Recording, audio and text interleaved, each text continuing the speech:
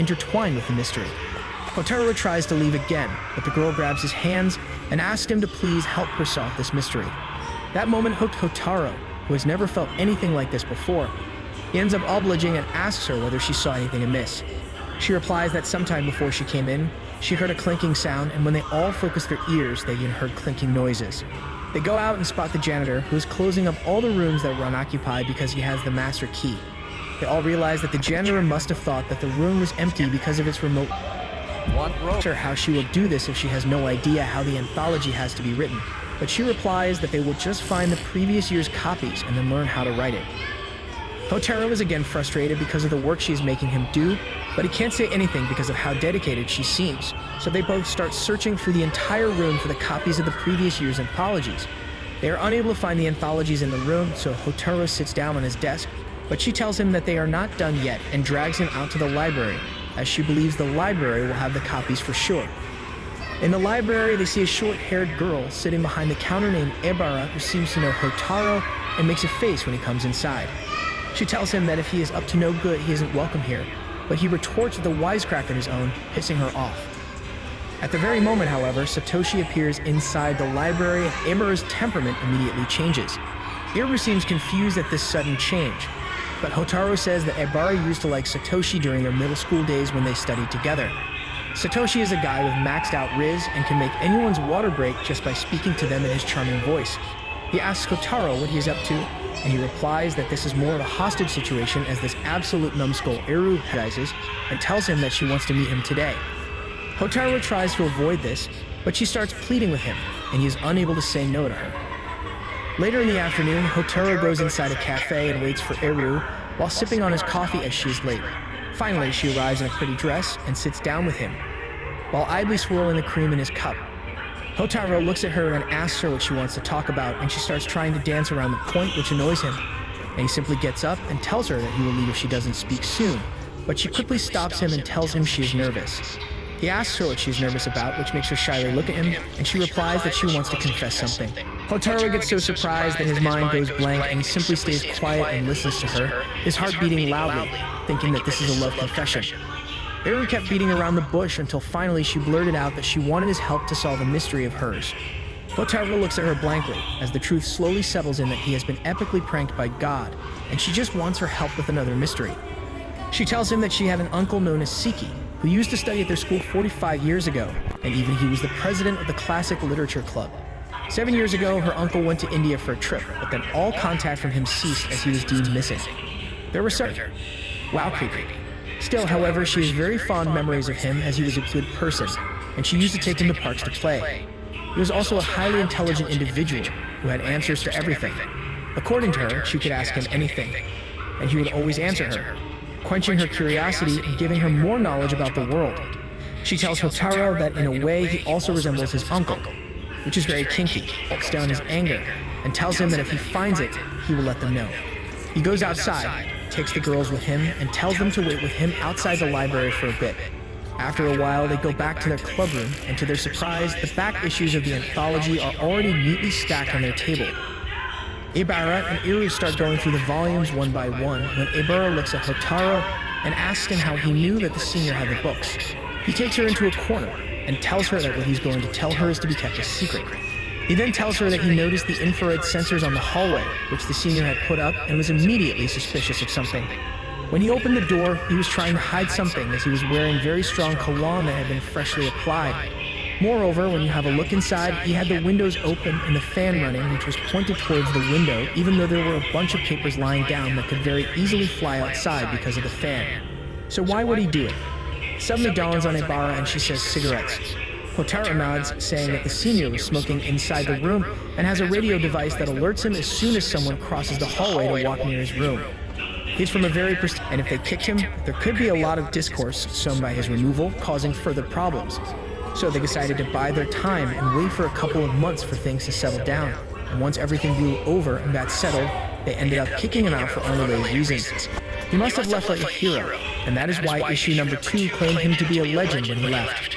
He finally stopped talking and looked at everyone else, who were awed by his deduction. Iru smiled sadly and looked down, saying that now she finally knows what happened to her uncle, and both Ibara and Satoshi also claim that they have no objections to the story, as it seemed to be bulletproof. Iru, however, still seemed not to be very content with the result, and asked that if he left the school proudly like a legend, why did she cry when he told her about this when she was young? Hotaro, however, had no answers for this, and Iru quickly shook her head and thanked him for his help as the mystery was finally solved. They get ready to leave, and Iru lends her umbrella to Hotaro, as it has already started raining. The absolute Riz King is obviously always prepared and has brought his own raincoat, and after saying, she looks at them and tells them that is the whole story and asks them whether they have any other questions. Iru gets up and asks about the name of the issue number 2, Hyuka. She replies that Hyuka was the name that was chosen by Seki himself, and that she has no idea why he chose that name. Suddenly, Hotaro ends up sighing. He looks down to the floor and asks them how they could not see what it meant. They all look at him in anticipation, wanting to know what it actually means. He replies that the word Hyuka is nothing but a silly word play.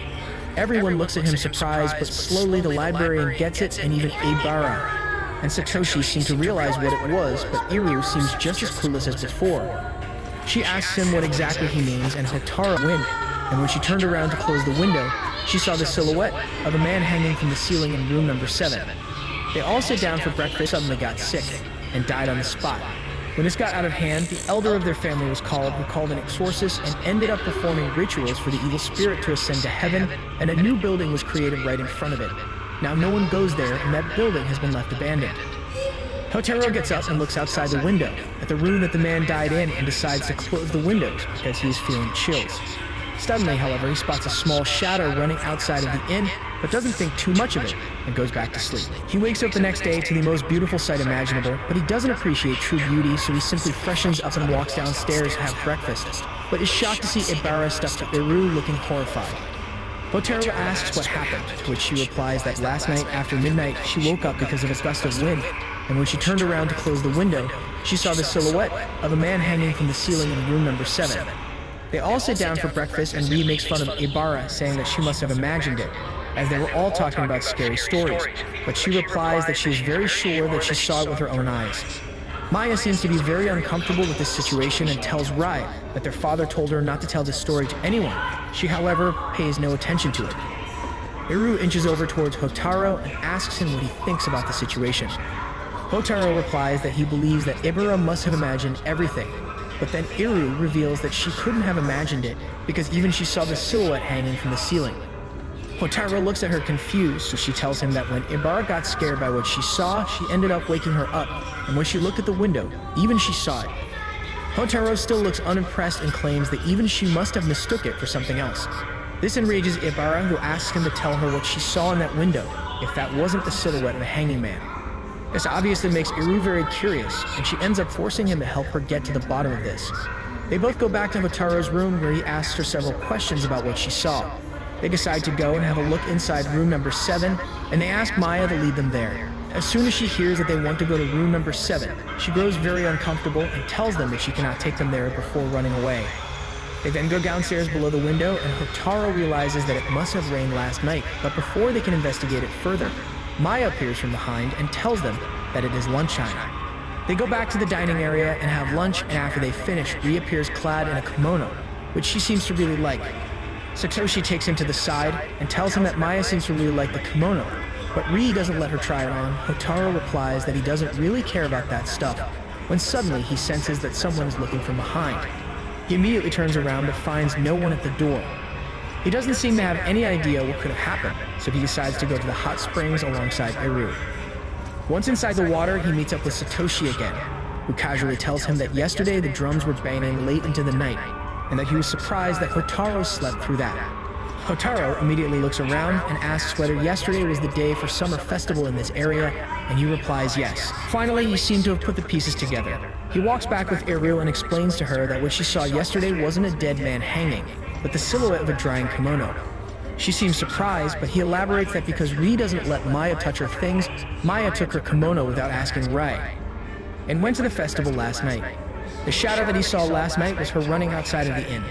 It turns out, however, that her luck isn't very good, and it started raining, forcing her to come back. Now that the kimono was totally soaked, she was troubled, as Maya is bound to notice it early next morning. So she went inside room number 7, knowing that no one comes there, and hung the kimono to dry. That is what both Iru and Ibara saw and got scared of. It made perfect sense now, and again, Iru was surprised by Hotaro's deductive abilities. She said that it was a pity that Maya had to do that.